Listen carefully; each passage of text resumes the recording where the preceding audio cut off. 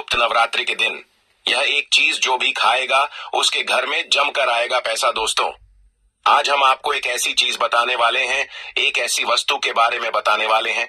अगर आप गुप्त नवरात्रि के दिन एक चीज खा लेते हैं तो आपके घर में धन संप्रदाय इतनी बढ़ जाएगी कि वह खत्म होने का नाम ही नहीं लगी। 2025 को पढ़ने वाली, माघ मास की दौरान पढ़ने वाली प्रथम गुप्त नवरात्रि बहुत ही शक्तिशाली नवरात्रि है, क्योंकि यह कुंभ के महीने में पड़ी है। कुंभ का दिन चल रहा है, इसलिए इसका महत्व और भी अधिक बढ़ गया है। महिलाएं गुप्त नवरात्रि का व्रत अपनी इच्छा पूर्ति तथा संतान सुख समृद्धि के लिए रखती हैं। वैसे तो व्रत निर्जला रखा जाता है, मगर आपको गुप्त नवरात्रि के दिन एक चीज जरूर ही खा लेना है।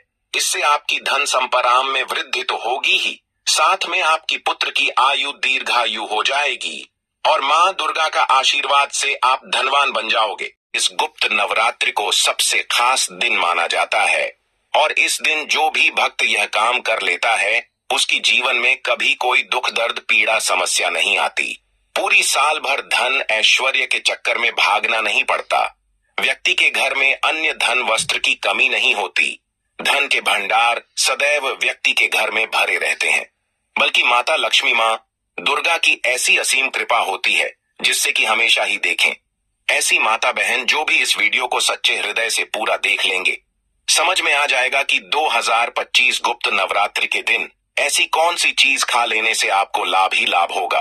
और इस दिन तुलसी में एक चीज जरूर बांध देना चाहिए। भक्तों, गुप्त नवरात्रि का दिन बहुत ही खास माना जाता है, बहुत ही पवित्र माना जाता है। इस दिन किया गया दान पुण्य से लाखों और करोड़ों गुना लाभ प्राप्त होता है।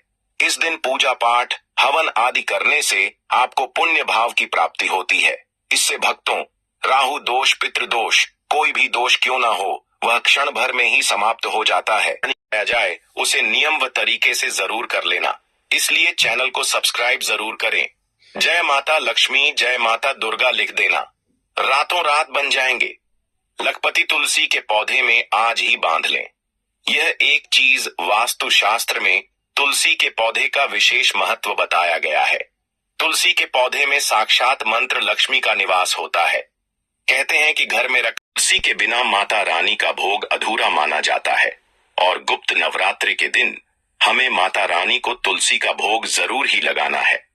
अगर आपने माता लक्ष्मी को प्रसन्न कर लिया तो भगवान विष्णु स्वयं ही प्रसन्न हो जाएंगे, क्योंकि माता लक्ष्मी भगवान से विष्णु की अर्धांगिनी है, विष्णु पत्नी है।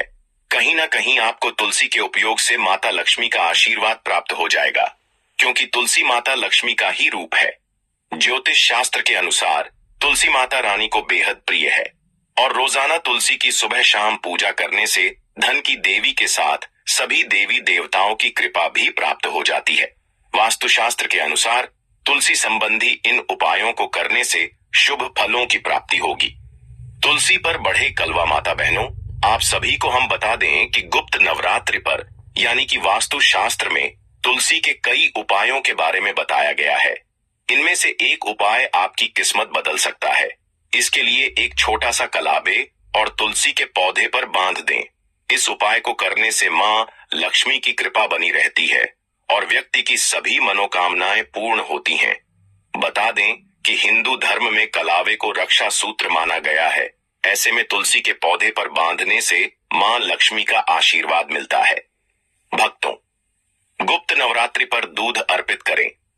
वास्तुशास्त्र में तुलसी के पौधे को लेकर कई उपायों के बारे में बताया गया है।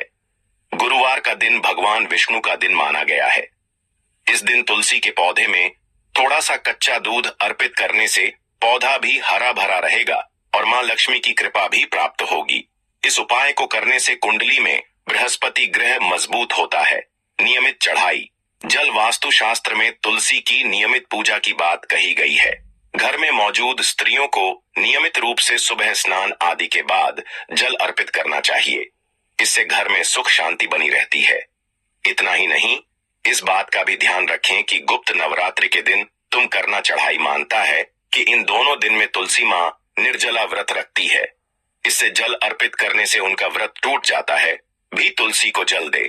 तुलसी को जल देते समय ध्यान रहे कि वह जल आपके पैरों पर ना पड़े। अपमान होता है। कृष्ण कहते हैं, नित्य तुलसी के दर्शन से मनुष्य को स्वर्ग की प्राप्ति होती है और तुलसी पत्र के सेवन से उसके सभी पाप नष्ट हो जाते हैं। तुलसी का पौधा हमेशा ही घर के सामने लगाना चाहिए। इस पूर्व अथवा उत्तर दिशा में लगाना सबसे अधिक शुभ होता है। अगर तुलसी के गमले में दूसरे पौधे उग जाते हैं तो उन्हें समय पर हटा देना चाहिए। अगर तुलसी के ही अन्य पौधे हैं तो यह पौधे दूसरों को दान में देने चाहिए।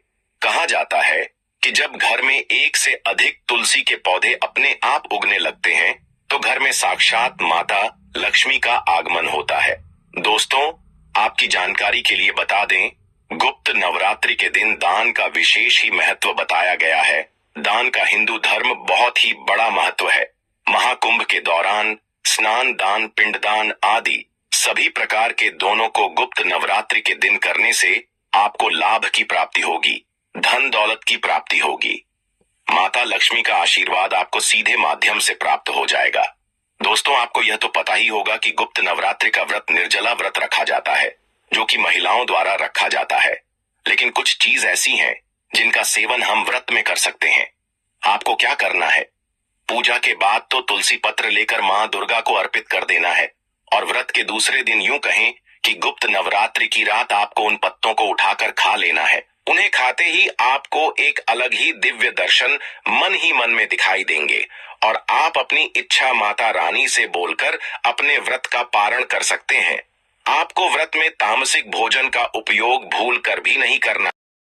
ध्यान रहे दोस्तों, हमें व्रत के दौरान किसी भी प्रकार के ऐसे भोजन का प्रयोग नहीं करना है कि जिससे हमारा व्रत टूट जाता है। गुप्त नवरात्रि व्रत में उपवासी रहते हुए कुछ खास आहार ही ग्रहण किए जाते हैं ताकि शरीर और मन दोनों पवित्र रहें और व्रत का सही पालन हो सके। गुप्त नवरात्रि व्रत का उद्देश्य देवी दुर्गा के 9 रूपों की पूजा और भक्ति करना होता है। इस दौरान कुछ विशेष नियम होते हैं जो व्रती को पालन करना होता है। गुप्त नवरात्रि में खाने के लिए निम्नलिखित चीजों की अनुमति होती है। फल व्रती में सिर्फ फलाहार फल किया जाता है। आप सेब, केला, संतरा, अनार, अंगूर आदि खा सकते हैं। साबूदाना जो कि व्रत के दौरान बहुत लोकप्रिय होता है, उसका सेवन किया जा सकता है। साबूदाना खिचड़ी, साबूदाना वड़ा या साबूदाना पकौड़ी बनाई जा सकती है। शाकाहारी व्यंजन व्रत के दौरान आटे और आलू से बने खाद्य पदार्थों का सेवन किया जा सकता है, जैसे आलू के पराठे, आलू की चटनी, साबूदाना खिचड़ी, पनीर, कद्दू, लौकी आदि। राजगिरा, आमलतास, आटा, राजगिरा के आटे से बने पकवान भी व्रत के दौरान खाए जा सकते हैं, जैसे कि राजगिरा पराठा, राजगिरा पुड़ी आदि मिठाई। व्रती में शक्कर, गुड़ और शहद का सेवन किया जाता है।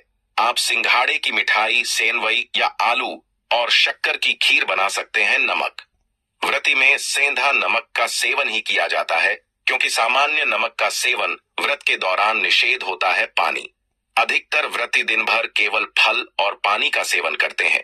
विशेष रूप से आप नारियल पानी, नींबू पानी या तुलसी का अर्क पी सकते हैं। ताजे फल और फलों का रस, इस दौरान ताजे फलों का रस भी लिया जा सकता है। इसके अलावा भक्तों, वह कौन सी चीज है जो आपको व्रत में बिल्कुल भी नहीं खाना है? अनाज, दालें, चावल, गेहूं, मसालेदार भोजन और मांसाहारी खाद्य पदार्थ व्रत में निषेध होते हैं। सामान्य नमक का सेवन भी नहीं करना चाहिए। शराब, तंबाकू, चाय या कॉफी का सेवन व्रत के दौरान नहीं करना चाहिए। गुप्त नवरात्रि में व्रत का पालन आत्मशुद्धि और मानसिक शांति के लिए किया जाता है, इसलिए भोजन को ध्यान और श्रद्धा के साथ ही ग्रहण करें। तो भक्तों, आपको हमारे द्वारा बताई हुई जानकारी कैसी लगी? आप कमेंट बॉक्स में माता लक्ष्मी, जय माता दुर्गा वीडियो के अंत